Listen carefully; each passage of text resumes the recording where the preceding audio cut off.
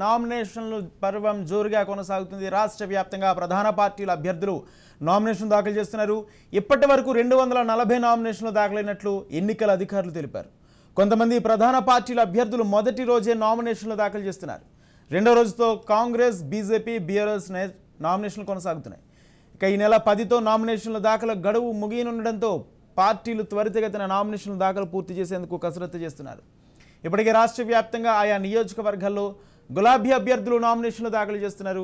ఈ నెల 9న తొలుత గజ్వేల్లో, ఆ తర్వాత కామారెడ్డిలో సీఎం కేసీఆర్ నామినేషన్లు దాఖలు చేస్తున్నారు. మరోపక్క జీహెచ్ఎంసీ పరిధిలో కూడా నామినేషన్ల పర్వం పెద్ద ఎత్తున ఉన్న నేపథ్యంలోనే ఎక్కడికక్కడ చెక్ పోస్టులు పెట్టి ఎన్నికల నియమావళి ప్రకారం చెకింగ్లు, అదేవిధంగా నామినేషన్ల ఉన్న నేపథ్యంలో సిటీలో ప్రధానంగా ట్రాఫిక్ సమస్య ఉన్న నేపథ్యంలో ర్యాలీలకు అనుమతులు కూడా పోలీసులు ఆంక్షలు విధిస్తున్నట్టు కూడా తెలుస్తుంది. పెద్ద ఎత్తున ర్యాలీలు కాకుండానే సాధారణంగానే నామినేషన్లకు సంబంధించి వెళ్ళాలంటూ కూడా సూచిస్తున్నారు. ఎక్కడికక్కడ సిటీ వ్యాప్తంగా జీహెచ్ఎంసీ పరిధిలో కూడా నామినేషన్లకు సంబంధించి కట్టుదిట్టమైన భద్రతా చర్యలు కూడా తీసుకున్నట్టు కూడా తెలుస్తుంది.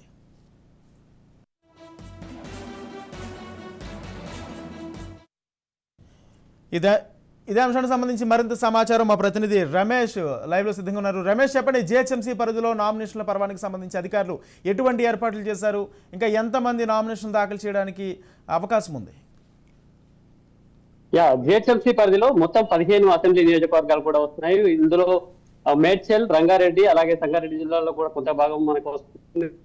కాబట్టి జీహెచ్ఎంసీ పరిధిలో మొత్తం 15 ఆర్వలను కూడా జిల్లా ఎన్నికల అధికారి రొనాల్డ్ రోస్ ఏర్పాటు చేయడం జరిగింది. ఇక గురువారం ప్రారంభమైనటువంటి ఎన్నికల నామినేషన్ల ప్రక్రియకు సంబంధించి 2 రోజుల్లో కూడా 14 నామినేషన్లు దాఖలైనటువంటి పరిస్థితి ఉంది. ఇందులో ప్రధాన పార్టీల అభ్యర్థుల కంటే కూడా స్వతంత్ర అభ్యర్థులు కూడా ఎక్కువ మంది నామినేషన్లు చేసినట్టుగా కూడా తెలుస్తుంది. ఇందులో గోషమహల్ కు సంబంధించి బీజేపీ పార్టీ అభ్యర్థిగా రాజాసింగ్ నామినేషన్ వేయడంతో పాటు నాంపల్లి నుంచి బీఆర్ఎస్ అభ్యర్థిగా శ్రీకాంత్ నామినేషన్లు వేశారు. అయితే బీఆర్ఎస్ కు సంబంధించి బీజేపీ అలాగే కాంగ్రెస్ పార్టీకి సంబంధించినటువంటి అభ్యర్థులకు సంబంధించి జీహెచ్ఎంసీ పరిధిలో ఇప్పటికే వారిని ప్రకటించినప్పటికీ కూడా నామినేషన్లను తేదీ కోసం కొంత నామినేషన్ తేదీని కొంత సెంటిమెంట్ గా తీసుకొని చూస్తున్నటువంటి పరిస్థితి అయితే ఉంది. అభ్యర్థులు 9వ తేదీన ఎక్కువ సంఖ్యలో నామినేషన్లు వేసేందుకు మాత్రం ఎక్కువ అవకాశం ఉందంటూ కూడా అధికారులు చెప్తున్నారు. దీంతో పాటు 15 ఆర్వోలకు సంబంధించి కూడా జీహెచ్ఎంసీ పరిధిలో ఉన్నటువంటి అన్ని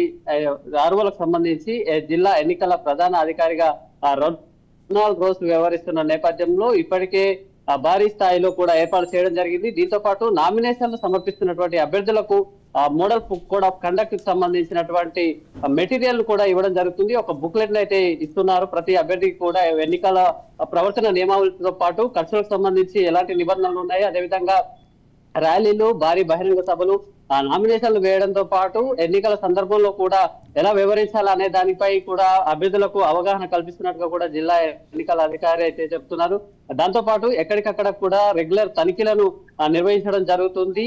టాస్క్ ఫోర్స్ తో పాటు సాధారణ పోలీసు, అదే విధంగా ట్రాఫిక్ పోలీసుల సహకారంతో డబ్బులు ఏదైతే నగదుకు సంబంధించి సరైన ధృవపత్రాలు లేనటువంటి నగదును, అదేవిధంగా బంగారము, ఇతర మెటీరియల్ ఏదైతే ఉంటుందో ముఖ్యంగా డబ్బు, అదేవిధంగా బంగారాన్ని కూడా సీజ్ చేస్తున్నటువంటి పరిస్థితి ఉంది. సరైన ధృవపత్రాలు సమర్పించిన తర్వాత ఎవరికి సంబంధించినటువంటి వస్తువులు అయితే కనుక వారికి రిటర్న్ చేస్తున్నటువంటి పరిస్థితి ఉంది. సో ఎన్నికలకు సంబంధించి అయితే పకడ్బందీ ఏర్పాట్లు చేయడంతో పాటు అభ్యర్థులకు సంబంధించి అవగాహన కల్పిస్తున్నటువంటి పరిస్థితి కూడా జీహెచ్ఎంసీ పరిధిలో అయితే ఉంది.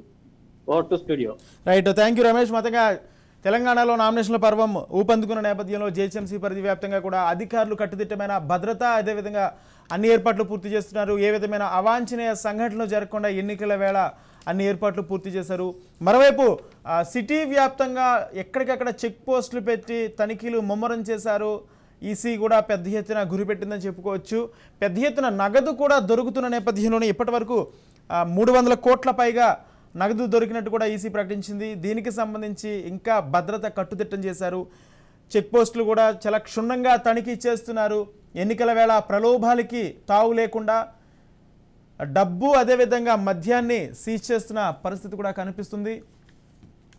మరోవైపు పార్టీలంతా నామినేషన్లలో పార్టీ నేతలంతా నామినేషన్లో బిజీ అవుతున్నారు. అయితే 10వ తారీఖు వరకు నామినేషన్ల గడువు ఉన్న నేపథ్యంలో ఆ తర్వాత ఎన్నికల ప్రచారంలో ముమ్మరంగా అతి కొద్ది టైంలోనే ఎన్నికల ప్రచారం ముమ్మరంగా నిర్వహించేందుకు షెడ్యూల్ రెడీ చేసుకుంటున్నారు. ఇటు అధికార పార్టీతో పాటు అటు బీజేపీ జాతీయ నేతలను కూడా రంగంలోకి దించుతున్నారు. తెలంగాణలో బీజేపీకి సంబంధించిన నేతలంతా ఆ ప్రచారాలు ముమ్మరం చేసేందుకు జాతీయ నేతలను రంగంలో దించుతున్నారు. ఇతర పార్టీల ముఖ్యమంత్రులు, కేంద్ర మంత్రులు కూడా ఇక్కడ బీజేపీ అభ్యర్థుల ప్రచారాల్లోనూ నామినేషన్లోనూ పాల్గొంటున్న పరిస్థితి కూడా కనిపిస్తుంది.